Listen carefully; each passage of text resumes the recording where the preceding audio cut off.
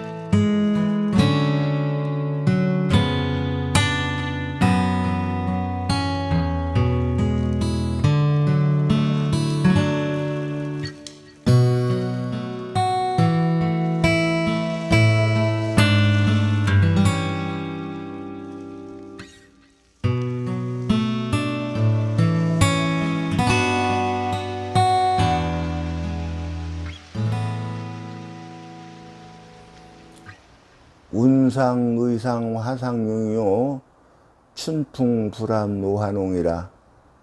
약비 군옥산두 견이면 회향요대 월화봉이라. 이렇게 한번 토를 달아보도록 하겠습니다.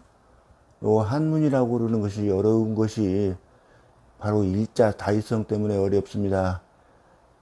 이를테면은 그 한한대사전이라고 단국대학교에서 간행한 책을 보면 이게 사전인데 일반 사전 크기로 되어 있는 것이 아니고 A4 지용지로 크기로 되어 있습니다. 그렇게 큰 종이에다가 요 한일자 하나를 설명을 하면서 100페이지에서 걸쳐서 그 뜻을 설명을 하고 있어요. 그만큼 뜻이 많은 뜻을 가지고 있는 게 바로 한문입니다. 그런데 여기에서는 요 상자하고 요 하자를 주의 깊게 봐야 됩니다. 요 많은 뜻 중에서 요 상자가 보통 생각상, 상상할 상 그러죠. 근데 여기서는 그런 뜻으로 쓰인 게 아니고 뭐뭐와 같다, 뭐뭐와 비슷하다 이런 의미로 쓰인 겁니다. 요 화자도 화려하다 할 때 그 화려하다 화자인데 여기에서는 꽃화자를 쓰였습니다. 그리고 여기 의상이라고 할 때 의상은 요 보통 요 의자는 우쩌구리를 말하고 요 상자는 치마 상자니까 아래 바지나 치마를 말하는 것입니다. 그러니까 여기를 이렇게 번역을 하면 되겠어요. 구름 같은 옷자락이요, 꽃 같은 용모로다. 그러니까 이 의상이 여성들의 의상이라고 그러는 것이 마치 하늘에 떠 있는 흰 구름 마냥 겹겹이 겹쳐서 굽이굽이 펼쳐져 있지 않습니까? 여성들의 의상도 마찬가지죠. 겹겹이 굽이굽이 굽어져 있죠, 이게. 그러니까 그런 상태를 표현한 것입니다. 또 춘풍, 불암, 노환홍은 이게 바깥, 그러니까 치명정 바깥을 경치를 표현한 것이고, 여기는 이제 치명정 안에 있는 양귀비를 표현한 것이죠. 그러니까 여기는 안에 있는 거, 여기는 밖에 있는 거, 이렇게 표현한 것이니까 안과 밖으로 이렇게 대장을 주었다고 보면 되겠습니다. 절구로 된 시에는 대장이 필요 없다고 그러지만은 대장을 두면 더 아름답죠, 시가. 이 시가 지금 한 수로 된 시 같지만 이게 여기까지 한 수, 여기까지 한 수 해가지고 세 수로 된 시입니다. 농봉은 이게 겨울동자 운목에 속하는 평성으로 운을 놓은 것이고요. 요거 장은 이게 이제 그 변양자 운목, 이것도 평성운입니다. 간은 찰한자 운목, 평성으로 또 운을 다른 것이고요.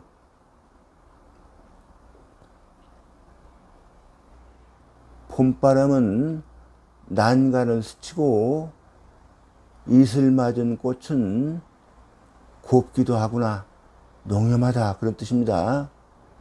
그러니 이와 같이 아름다운 여인은 그런 소리예요. 만약 군옥산 정상에서 만난 것이 아니라면 요 해양은 이제 마땅히 당연히 아래와 같은 일이 있었을 것이다, 이런 뜻이고요. 당연히 요대라고 그러는 것은 신선도들이 논의는 옥으로 장식한 아름답고 화려한 누대를 말하는 것입니다. 그 신선들이 사는 아름다운 요대에 쏟아지는 달빛 아래에서 만났으리라, 이런 뜻입니다. 이 군옥산이라고 하는 산은, 이것은 뭐 전설상의 산인데 이 군옥산을 곤륜산맥의 일부로 보는 것인지 하여튼 중국 신화시대 인물 서왕모가 사는 곳이라고 합니다. 사당경에 따르면은 이 서왕모는 반인 반수, 그러니까 반은 사람이고 반은 짐승인데 표범꼬리에 범우 이빨을 가지고 있다고 합니다. 이 서왕모의 전설이 후대에 내려오면서 아주 아름다운 선녀의 모습으로 변모하고 있습니다. 그래서 주나라 5대 왕인 모광이 서쪽으로 순행을 나갔다가 서왕모를 만나서 사랑을 나누었다는 이야기가 목천자전에 나옵니다. 일지농염 노응향은 운우무산 왕단장이라. 차문 한궁 수득사오 가련 비연 의 신장가. 이렇게 한번 토를 달아보도록 하겠습니다. 요 지자는 명수사로 쓰였으니까 꽃을 셀 때는 한 떨기, 두 떨기 이렇게 세죠. 한 떨기 농염한 말을 줄였지만 요 꽃, 그런 소리입니다. 그러니까 모란 꽃을 지칭한 것이죠. 이슬은 향기를 머금었다, 이렇게 표현하는 것보다도 향기를 머금은 이슬은, 이렇게 표현하는 게 더 좋겠습니다. 여기 운우무산에도 전설이 하나 있는데 신화시대에 염제 신농씨에게 딸이 여러 명 있었는데 그 중에서 셋째 딸이 가장 아름다웠다고 합니다. 이름을 묘희라고 했는데 번역을 하자고 보면 구슬아시쯤 번역을 하면 되겠습니다. 그런데 안타깝게도 일찍 죽었다고 하네요. 그 요희가 묻힌 곳이 바로 양자강 중류에 있는 무산인데 이 요희가 후대에 무산 신녀의 전설로 다시 등장합니다. 초나라 회왕이 어느 날 무산에 놀러 갔다가 무산 신녀를 만나서 아리따운 모습에 반해서 사랑을 나누고 헤어질 무렵에 아쉬운 적을 토로하면서 언제나 다시 만날 수 있느냐고 물었습니다. 그러자 신녀가 아침에는 구름이 되어서 무산 봉우리에 걸려 있다가 저녁이 되면 비가 되어서 내리는데 그게 바로 저입니다. 이렇게 말을 하더랍니다. 그러니까 비라고 하는 것은 바로 창가까지 와서 내릴 수가 있죠. 그러니까 창만 열면 만날 수 있습니다. 그런 뜻으로 그렇게 말한 것 같습니다. 그래서 남녀간의 정사를 나누는 것을 그것을 일러서 구름운자, 비우자를 써서 운후의 정을 나눴다고 하는데 이 말이 바로 여기에서 나온 말인 것입니다. 그러니까 여기를 이렇게 번역을 하면 되겠습니다. 운후의 정을 나눈 무산의 신녀가 요 왕자는 구불왕자지만 여기서 또 요 드물게 쓰였습니다. 이 왕자도 하염없이 단장의 눈물을 흘린 것이다 이 말이죠. 그러니까 여기 향기 품은 이슬이 요 무산 신녀가 하염없이 울어서 단장의 눈물이 떨어진 그런 눈물이 떨어져서 된 것이다 그런 뜻으로 이렇게 읊은 것입니다. 요 단장에도 여기에 얽힌 고사가 있는데 이게 끈을 딴 창자장 이러죠. 진나라의 환원이 이 촉당을 치기 위해서 군선에다 병사를 잔뜩 싣고 가는 도중에 병사 한 명이 칡능쿨인지 뭐 하여튼 덩굴 식물에 매달려서 장난치던 원숭이 새끼 한 마리를 잡아왔다고 그럽니다. 그러자 어미 원숭이가 배를 쫓아서 배계리를 달려왔다고 하는데 배가 강깃을 가까워지자 마침내 배에 뛰어 올라왔지만 그만 죽어버렸다고 그래요. 이상하게 여기서 배를 갈라보니까 슬픔의 창자가 토막토막 끊어져서 죽은 것이었다고 합니다. 그러니까 단장은 창자가 끊어지는 듯한 슬픔이라는 뜻입니다. 단장음이 아리꼬게라고 하는 우리 의견가 가사져 있죠. 철사줄로 꽁꽁 묶여서 북으로 끌려가는 남편을 바라보는 아내의 슬픔은 또한 얼마나 컸겠습니까? 요 차문은 두 글자가 감히 묻건대 그런 뜻입니다. 감히 묻건대 한나라 궁전에서 누가 요 비슷할 수 있겠는가? 그러니까 양귀비하고 비슷한 나음을 가지고 있을 수 있겠는가? 이런 뜻입니다. 요 득자는 가능동사로 쓰여 있으니까 굳이 해석할 필요가 없는 글자고요. 요 연자는 아름답다 그런 뜻으로 쓰였습니다. 아름다운 비연이 새로 단장한 것에 의지하면 가할까? 살짝 의문문으로 번역하는 게 좋겠습니다. 왜냐면은 요 가짜가요, 논어 하기편 15장에, 요렇게 자공이 묻는 말이 나오죠. 가난하지만은 아첨하지 않고 부자이지만은 교만하지 않으면 이런 사람은 어떻습니까? 이렇게 물었습니다. 그러니까 공자께서 이렇게 말씀을 해 주시죠. 가야나 그럴 때 요 가짜가 요거하고 똑같은 의미로 쓰였다고 보면 됩니다. 가하지만은 그러니까 그 가짜를 주석을 내면서 주자가 이렇게 주석을 냈습니다. 근가의 미진지사라고 이렇게 주석을 냈어요. 겨우겨우 가하지만은 미진하다는 말이다 이렇게 주석을 냈어요. 그러면서 이렇게 말을 덧붙입니다.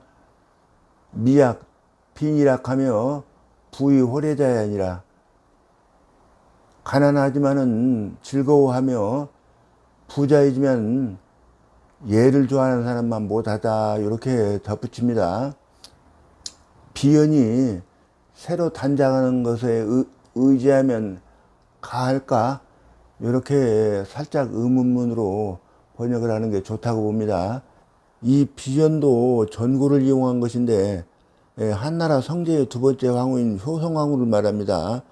원래 양화공주의 처소에서 노래를 부르고 춤을 추던 궁녀였었는데 성제의 눈에 띄어서 황후가 된 여인입니다.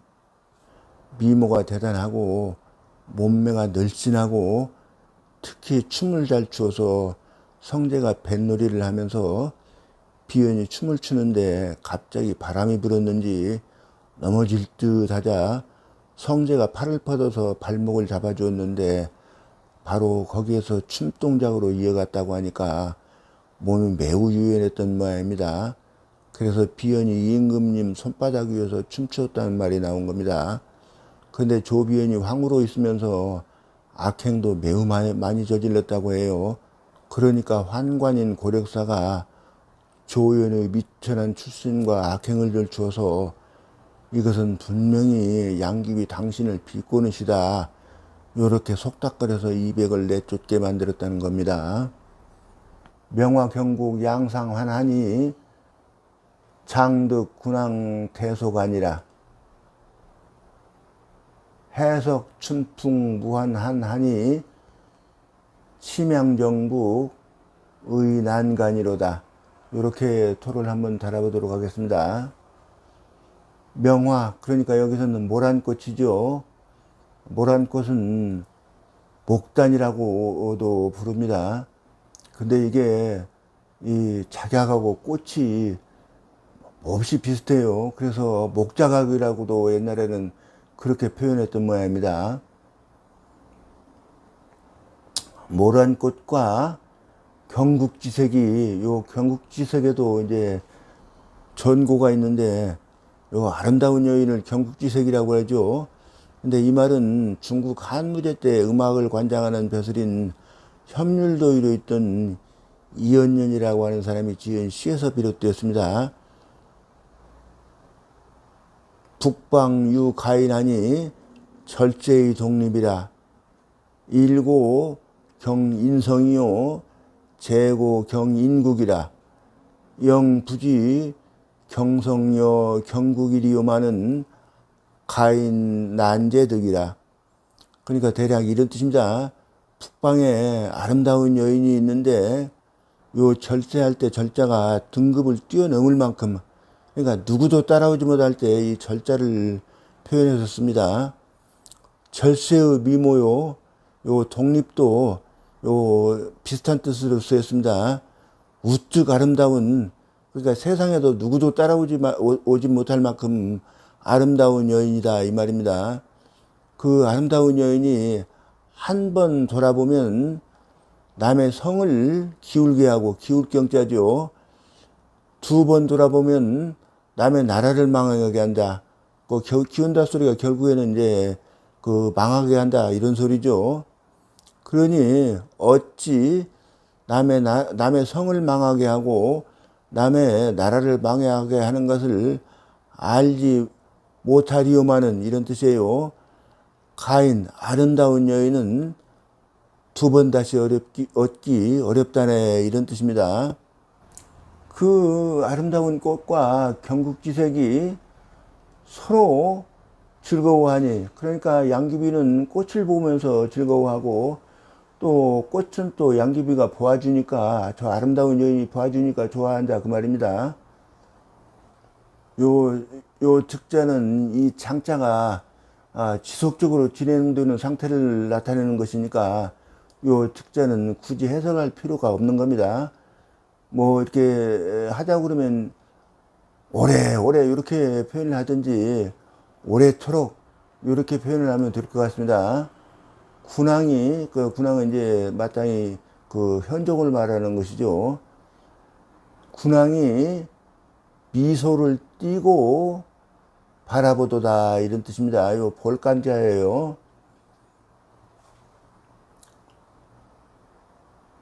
그러니까 여기는 또 이렇게 보면 됩니다. 명화와 경국지색이 서로 즐거워하면서 봄바람에 끝 없는 하늘, 요 해석은 날려보낸다 이런 뜻입니다. 요 풀해자 풀석자인데 요 같은 의미의 글자를 두 글자씩 이거 겹쳐서 쓰면서 강조하느라고 이렇게 쓴 것이니까 싹 다 날려보낸다, 이런 의미입니다. 침양정 북쪽 난간에 기대 서 있는 아름다운 여인이여, 이렇게 하면은 이게 이제 보충력까지 되겠습니다. 중국은 사람도 많지만은 그러다 보니까 그만큼 미인도 많았다고 그러죠. 중국에서 미인을 표현하는 말이 있는데, 치모, 이것은 이제 물고기가 잠겨버렸다, 그런 뜻인데, 이제 서시라고 하는 여인이 빨래를 하느라고 이제 호수에다가 얼굴을 비추니까 물고기들이 헤엄치는 것을 잊고 가라앉아 버렸다는, 그렇게 아름다운 서시가 있고, 요 서시는 이제 원나라의 여인인데 그 부차한테 바쳤다가 이제 나라를 망하게 만들어 버리죠. 근데 이제 그 나간이라는 말이 또 있는데, 요것은 이제 기러기가 떨어져 버렸다는 말이에요. 왕소군이라는 사람이 있는데, 이것은 이제 중국에서 서북 쪽에 있는, 말하자면 오랑캐한테 시집가 가지고 거기에서 이제 말하자면 왕후가 된 사람이에요. 그런데 그 왕소군이라는 사람은 하늘을 보자 기러기가 날갯짓을 잊어버려 가지고 그만 떨어져 버렸다고 그러는 거예요. 그런 정도로 미인이다, 그 말입니다. 또 폐월이라고 하는 표현도 있는데, 요것은 이제 그 삼국지에 나오는 초선 있죠. 그 여포를 꼼짝 못하게 그냥 자기가 사로잡았다는 그 초선 말입니다. 그 초선의 미모를 표현하는 말로 보름달도 구름 뒤로 숨어버렸다고 하는 폐월이라고 하는 말로 표현을 합니다. 양귀비의 미모를 표현하는 말로는 수하라는 표현을 쓰는데, 이 양귀비가 모란 꽃을 보자 모란 꽃같이 아름다운 꽃도 그만 부끄러워서 이 고개를 숙여버렸다는 거예요.